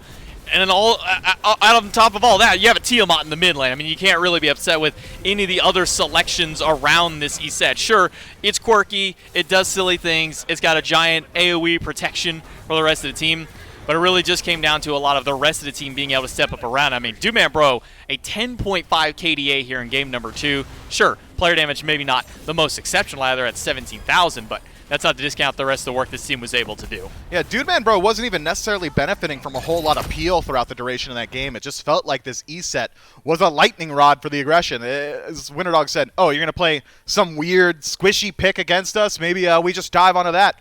Wrong decision. At the end of the day, that E-set was your support regardless. Sure, you shut him down, died 4 times, didn't get any kills. Who cares? Dude Man Bro puts up a 7-1-7, nearly uncontested in game 2. And you throw Oath with a 5-1-A, Neo on a 3-1-9. Chronic goes undying throughout the game. I mean, this whole team comes together around this quirky pick, and they're able to really pick up the slack. Even with some of the deaths coming out of Quig there, he's able to step up big for his team. 2,500 healing, decent amount of damage mitigated for what you can do out of a mage support, and even with the build path that he went, throwing a Chronos Pendant second item out of all there to get some of that extra CDR, but Sleekness able to come up with this nice little win here. They were. Sleekness upsetting the first seed out of North America. They are coming in through 4th seed, had to go through the SOC, and have had a longer journey than just about anyone else coming into this playoffs. And, well, I mean, they're looking kind of good. They're looking pretty good. I think that's the best way to describe it out here. Sleekness, the nice win out here. We will have a post-game interview standing by here with Quig. He's going to be talking to Dolson, kind of give us a little bit of a later game breakdown. Let's go ahead and throw it over to him real quick. That's right, Quig standing by with myself after that big one. Quig, if I'm not mistaken, that is some of your first LAN experience here with SMITE. What's it like? You have any nerves coming into the player booth here today? Our whole team is on their first LAN set, so that was obviously nerve-wracking. But like, I don't know. After that first game, not even I think halfway through that first game, like, you know, you just forget about it and you just kind of play your game. Sure, able to take a deep breath. And look, what a team to play on your first LAN experience. Look, I mean, you come into this tournament, 4 seed out of North America. I don't think it's that hidden. This is an upset over the number 1 team in the Winter Dogs. Did you ever put much into that 4th seed, or did you guys know that you could compete against any team here? Yeah, no, I don't think seeding really matters in NA when it comes to LAN. It's like this whole region is so close. Yep. Like even you could drop down even like two different teams. Everybody's taking games off everyone. It's pretty cool. So talk to me about E-set support. Oh. What makes that pick work in game 2? What jumped out about that composition that made you excited about E-set? Well, I was kind of popping off with it in ranked for a bit. So that had something to do with it. Good. And I said to myself, I said, if they're not banning it, I'm picking it no matter what Yeah. this set. I'm getting it. I'm getting my dues in. So that's kind of what happened. Fair It didn't enough. turn out that great. You know, I was inting a little bit, but the No. boys kind of picked it up. Nah. And yeah. Look, you got some pressure on the left. Your boy Dude Man Bro is able to pick things up there. No I mean, worries. Dude, if they're all hitting me, then like That's he's right, free they're cast. hitting Mike you. carries your free cast, and what are they doing? Sure thing. You're chilling in a circle protection, feeling Yeah, just of fine. course. Look, first LAN experience, first win over the Winter Dogs, #1 seed out of North America. Great start to your weekend. I'll let you go celebrate with the team. We'll go back to the desk to set up the next set. Just gotta love the confidence there. Hey, it was winning rank games for me. I like how he put a heavy emphasis on if they're not going to ban it, I'm going to pick it no matter what. And he picks it up here, and they're able to win a nice game 2 for their team. Good looks out of here for Sleekness for our first day, or for their first day and their first game out here on the playoffs. We got more playoffs to come still for the rest of the day. We still got one more set to go, and then even more for the entirety of the weekend. It's all SCC, or all SMITE circuit, I should say, because we do have one of those SSC teams there in the way of the EU region with Kazakh's fan club. But here for the rest of the day, we still have the Herculean Hoofs and the Sturdy Artisans coming up next. That's your number 2 and 3 seed respectively. Winter Dogs with their win here. We'll move on to our Friday match in the best of 3 on the lower half of the bracket, and the Sleekness will maintain themselves on the